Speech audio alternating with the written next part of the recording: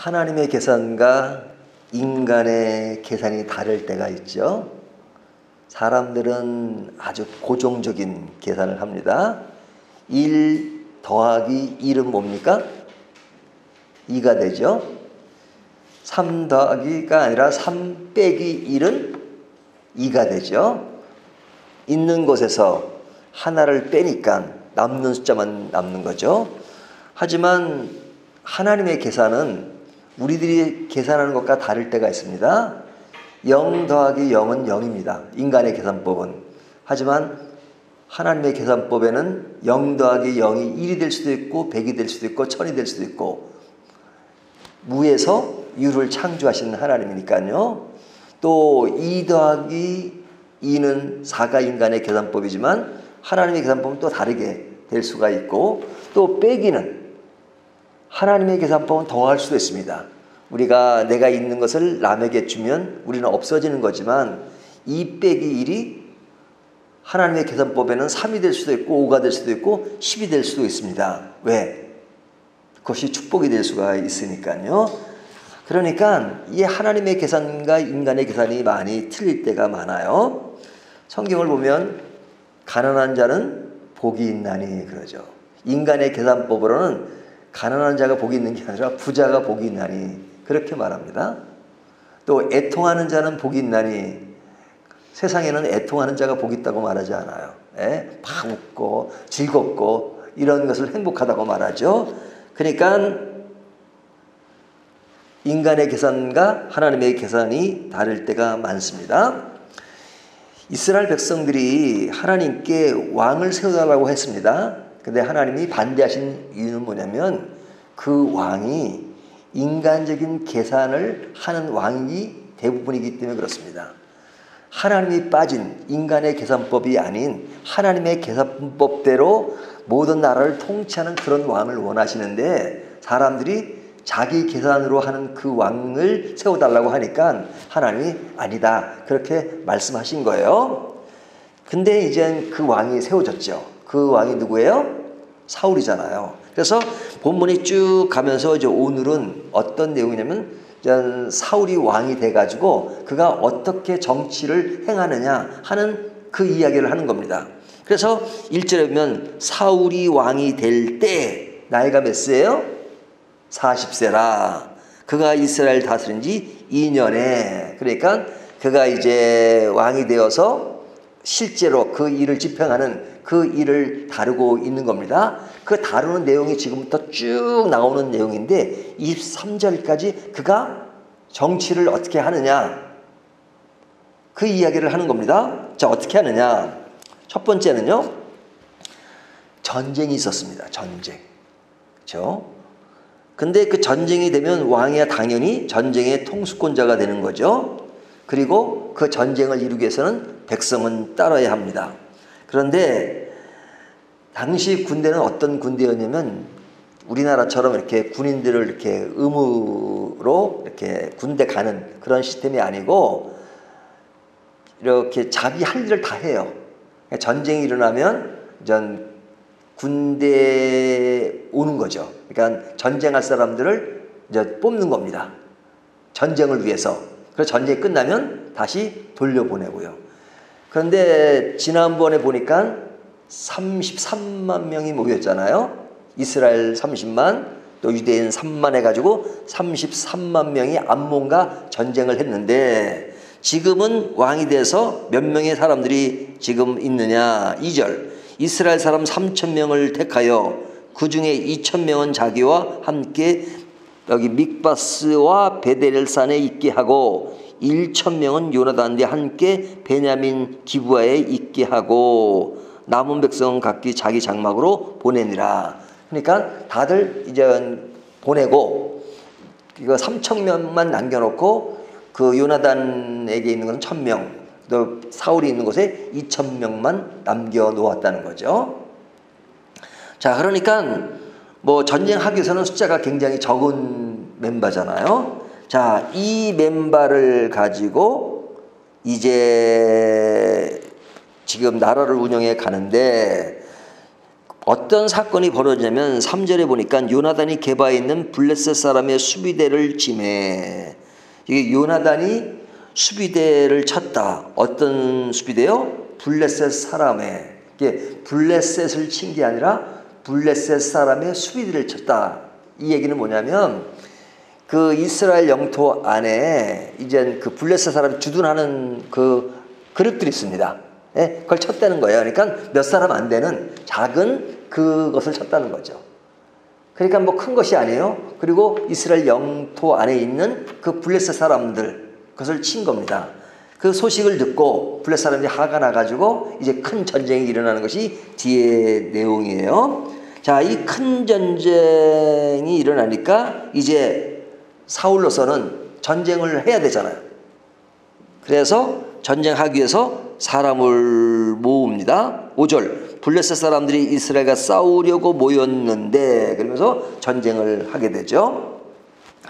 자, 그러니까 전쟁을 하기 위해서는 늘 어떤 계산을 해야 된다는 것이 뭐 어떤 왕이든 건 마찬가지죠.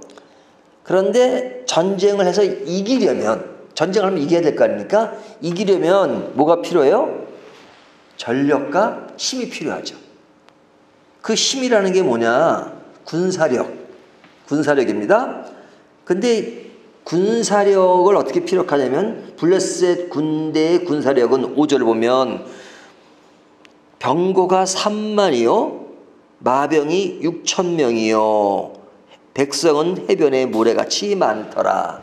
상대방에 대한 그 전략이 뭐냐면 병거가 3만 마병이 6,000명 그래서 백성이 뭐 모래알처럼 많다 이런 표현을 합니다. 그러니까 상대방이 굉장히 군사력이 대단한 거죠. 그런데 지금 앞에 보니까 사울의 군대는 2,000명, 1,000명, 지금 3,000명밖에 안 되는 겁니다. 물론 또 모으겠죠. 근데 뭐 뒤에 보면 잘 모아지지 않고 남은 병력이 600명이다 이렇게 나옵니다. 그냥 3,000명 중에서도 그냥 이 600명밖에 안 되는 그런 상황이었어요. 그러니까 지금 계산을 해보면 이스라엘 군대는 약하고 블레셋 군대는 굉장히 강하잖아요. 그러니까 계산해서 밀리는 겁니다. 계산해서. 그러니까 계산해서 밀리면 어떻게 돼요? 사람들은 어떤 계산합니까? 병력이 부족하면 사람들은 어떤 반응을 보이냐? 7절을 보세요. 어떤 히브리 사람들은 요단을 건너 각각 길앗 땅으로 가되 사울은 아직 길갈에 있고 그를 따른 모든 백성은 뭐하더라? 떨더라. 자, 일부는 도망간 거예요. 저쪽 그 유단강의 이쪽 오른쪽 편으로 그 전쟁의 그 위기를 느끼고 그 도망가고 그리고 남은 사람들은 떨더라 그래요. 또 그 앞에 보면 사람들이 여기저기 숨어요. 6절 이스라엘 사람들이 위급함을 보고 절박하여 굴가 수풀가 바위 틈과 은밀한 곳과 웅덩이에 숨으며 그러죠. 이 사람들 왜 숨어요? 군사력이 부족하니까 이거는 그 계산으로 해볼 때 이길 수 있는 전쟁이 아니다. 그래서 사람들이 도망가고 숨고 그러잖아요. 그런데 상대방에 대해서는 엄청나게 지금 성경이 그냥 큰 병력을 가지고 있는 것을 언급하고 있습니다. 그러니까 지금 계산을 해볼 때 어려울 수밖에 없다는 것을 이야기합니다. 세 번째는요. 왕은 전쟁을 이기기 위해서는 뭐가 중요해요? 장소도 중요하고 인물도 중요해요. 근데 이스라엘 사람들이 누굴 믿어요? 하나님을 믿잖아요. 그러니까 제가 늘 강조하지만 이스라엘 백성은 하나님을 떠난 적은 없어요. 근데 그들이 타락이라고 하나선 하나님도 섬기고 이방신도 섬기고 그러니까 하나님은 나 외에 다른 신을 섬기지 말라 하는데 꼭 다른 신을 섬겨요. 이것이 이스라엘의 타락이에요. 또 하나는 그들은 하나님을 섬기는 모양새를 갖지만 마음으로 진심으로 섬기지 않는 경우가 많단 말이죠. 어떤 그 제도나 그 시스템만 가지고 있지 습관적으로 그 일을 행하지 그 속에 진짜 하나님께 순종하고 따르는 것이 아니라 그냥 그 형식만 갖추는 경우가 많단 말이죠. 그것도 타락이에요. 다른 신을 섬기는 것도 타락이고 하나님을 섬긴다고 하지만 어떤 외형적인 형식만 가지는 것 그런데 지금 전쟁에서 불리해요. 불리하니까 사람들을 이제 길갈에 모으죠. 길갈에서 이전 그 사무엘이 사울을 왕으로 승인한 그런 지역이잖아요. 그러니까 이제 그 의미를 부여하죠. 그리고 나서 불리하니까 누굴 불러요? 저 우스갯소리로 영빨이 있는 사람. 누굴 불러요? 사무엘을 부르는 겁니다. 아쉬우니까. 전쟁이 위험하니까 사무엘을 불러서 이제 기도도 해주시고 도와주십시오 해서 사무엘을 부릅니다.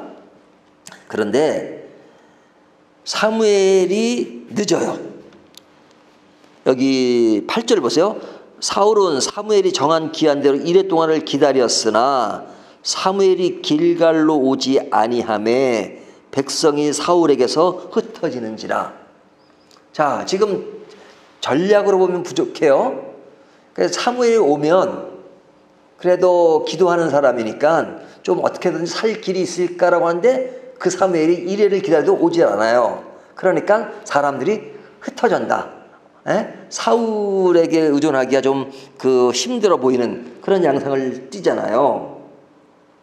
그러니까 왕으로서 계산을 해보니까 지금 자기 힘으로는 약하죠. 또 사무엘도 오지 않지요. 그러다 보니까 본인이 뭔가 하나님을 접해서 자기가 이룰 수 있는 하나의 외형적인 종교심을 발휘해요. 그 종교심을 발휘하는 게 뭐냐면 제사를 드려요. 제사는 제사장이 드리잖아요. 그런데 여기 보면 사울이 직접 자기가 드려요.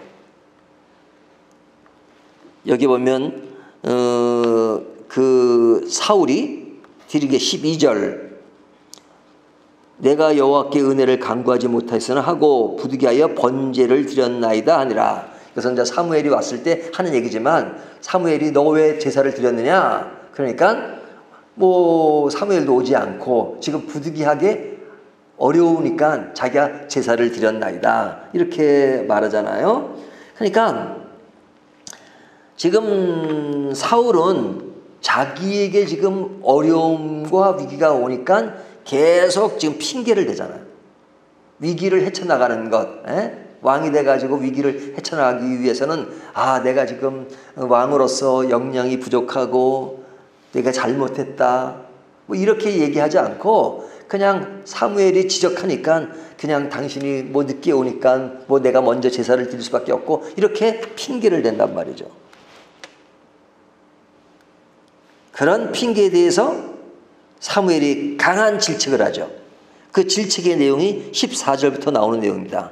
지금은 왕의 나라와 같지 못할 것이라. 앞으로 하나님이 새로운 왕을 세워서 이제 당신의 그 기간이 오래가지 않을 것이다. 이렇게 하면서 계속 지금 사무엘이 야단을 칩니다. 그리고 사무엘은 떠나버립니다.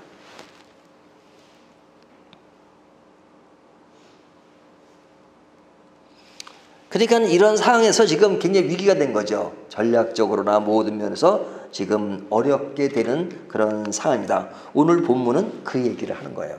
사실은 굉장히 어려워진 상황. 근데 제가 이제 이 본문을 보면서 느끼는 게 뭐냐면 이 어려운 상황들이 왜 벌어지느냐? 인간적인 계산 때문에 그래요. 모든 것이 계산을 하기 때문에 그래요. 물론 계산이라는 게 나쁜 것이 아닙니다. 우리가 살면 계산을 하죠. 그리스도인이나 그리스도인이 아니라 똑같이 계산을 하죠. 그런데 뭐가 차이가 있느냐? 하나님을 믿지 않는 사람은 하나님이 빠진 인간의 관습과 인간의 성공의 그 기점에서 계산을 해요. 하지만 하나님의 사람들은 하나님의 계산법을 따르기 때문에 어떤 인간의 계산과 다를 때가 많단 말이죠. 인간의 계산법은 돈이 있어야지만 부자예요. 하지만 하나님의 계산법은 돈이 없어도 늘 하나님과 교제하기 때문에 부자가 될 수 있어요.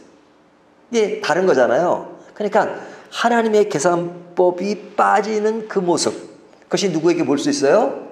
사울에게 볼 수 있는 거죠.